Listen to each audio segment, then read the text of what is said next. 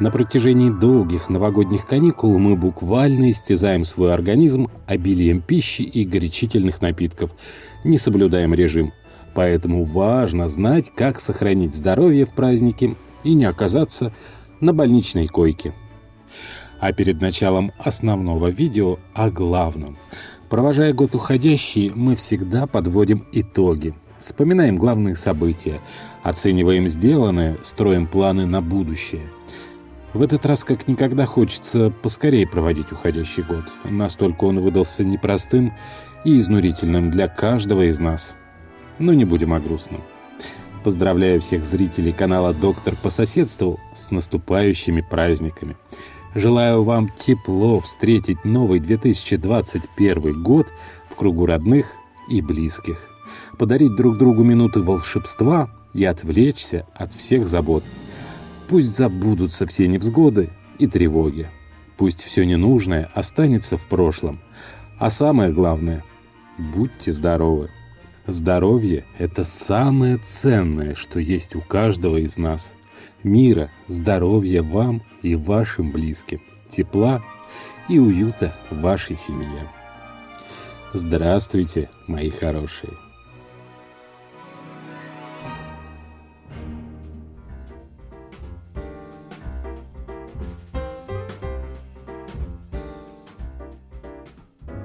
У многих людей новогодние каникулы сопровождаются безудержным весельем и застольями. Праздники связаны с перееданием, избытком алкоголя, недосыпом и, как правило, это все вместе. Самое безобидное, чем может закончиться затянувшийся отдых – набор веса. Исследования показывают, что в среднем человек набирает чуть больше 2-3 килограмм в период с середины декабря, когда начинаются корпоративы, до середины января. Одно исследование среди 26 здоровых взрослых показало, что средний вес за 15-дневный отпуск после Нового года увеличился почти на 4 килограмма. Другое исследование выявило, 38 участников набрали на 500% больше веса за неделю во время отдыха по сравнению с обычными днями. Исследователи приходят к выводу, что праздничные застолья становятся главным фактором ежегодного увеличения массы тела.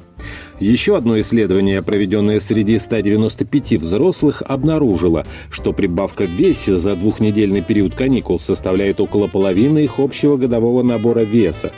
Зачастую мы набираем вес в праздники потому, что на столах в это время исключительно вредные продукты – острое, жирное, соленое или сладкое. А мало где на новогоднем столе будет салат из капусты и обилие рыбы. Добавьте сюда еще и калорийный алкоголь.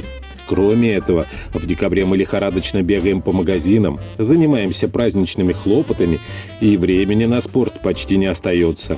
Даже для очень мотивированных людей, которые часто посещают спортзал и следят за калориями, Новый год часто оказывается непосильным испытанием воли. На втором месте после набора веса стоит стресс.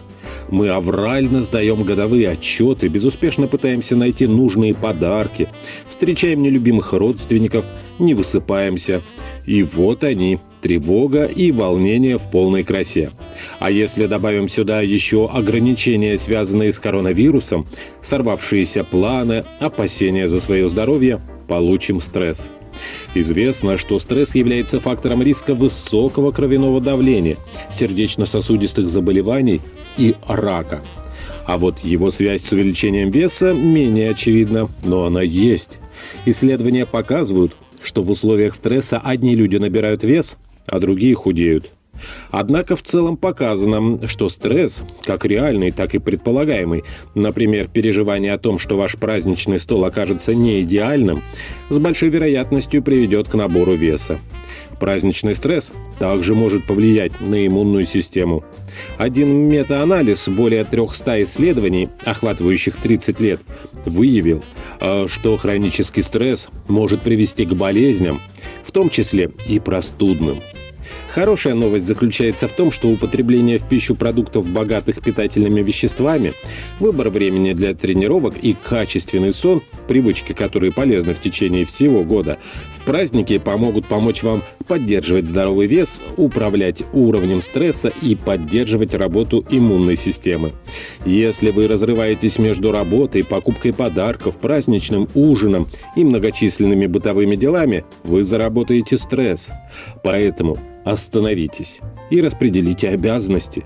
Кто-то из членов семьи пусть покупает подарки, другой – продукты.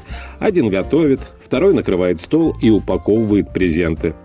Если к вам собираются гости, пусть придут пораньше и тоже примут участие в подготовке к Новому году. Никто не набирает вес, если съесть сытный ужин в новогоднюю ночь или за рождественским столом. Но если ни в чем себе не отказывать все 10 дней каникул, продолжать гуляние с вредной едой и напитками с мотивацией «доедай, а то пропадет», набор веса вам обеспечен. Проще выбросить недоеденный оливье, чем сбросить прилипшие килограммы. Позволяйте себе праздничные застолья только в определенные дни, например, 31 декабря и 7 января. Но можно еще на Старый Новый год. А в остальные дни придерживайтесь своего будничного рациона. Вы предотвратите проблемы с талией, не перегрузите печень, кишечник и не подорвете свое здоровье. Предновогодний стресс, вредная пища, контакты с друзьями и близкими, которые могут быть носителями инфекций, переменчивая погода – все эти факторы приводят к снижению иммунитета. Поэтому постарайтесь сократить количество контактов, особенно с больными людьми. Носите маску, соблюдайте режим дня, высыпайтесь, больше бывайте на воздухе и одевайтесь по погоде. Все понимаем, удержаться сложно, но подумайте о последствиях. Мы не будем упоминать про похмелье, тут все понятно, но алкоголь опасен не только этим. Подвыпивший человек перестает контролировать потребление пищи, начинает есть без меры и все подряд. А если на столе еще и сладкие напитки или коктейли, совсем плохо. Исследования показывают, что чрезмерное употребление алкоголя может негативно повлиять на иммунную систему, как и избыток сахара, что делает эти сладкие алкогольные коктейли двойным ударом по здоровью. Вместо очередной порции алкоголя попробуйте выпить минеральную воду или газировку с лаймом. После чрезмерного возлияния протрезвеете этого быстро, а лечить желудок, печень, сердце и сбрасывать лишний вес будете очень долго. Чрезмерное употребление алкоголя может негативно повлиять на иммунную систему, как и избыток сахара. В праздники велик соблазн отдохнуть, поваляться на диване перед телевизором. На самом деле это не отдых. Чем больше вы находитесь дома, тем больше едите и пьете. Это подпитка для вашего стресса и усталости. Не ленитесь, устройте себе правильный отдых. Займитесь упражнениями, запланируйте активные мероприятия на свежем воздухе, катайтесь с горки, на лыжах, на коньках. Физическая активность помогает повысить уровень эндорфинов, а также нейротрансмиттеров хорошего самочувствия, таких как серотонин. Это идеальное средство для снятия стресса в праздники. Известно, что недостаток сна вызывает стресс, а стресс мешает уснуть вечером, приводит к бессоннице. Замкнутый круг. В будни не всегда удается выспаться и наладить режим, а вот длительные праздники – самое время для этого. Создайте ритуал сна, отключите электронику за час или два до отбоя, прогуляйтесь, подышите воздухом, отвлекитесь от тревожных мыслей, примите горячую ванну. Если будете повторять эту схему все каникулы, у вас выработается правильный режим. Даже если вы стараетесь вести здоровый образ жизни, затяжные каникулы все равно выбивают из привычного ритма жизни.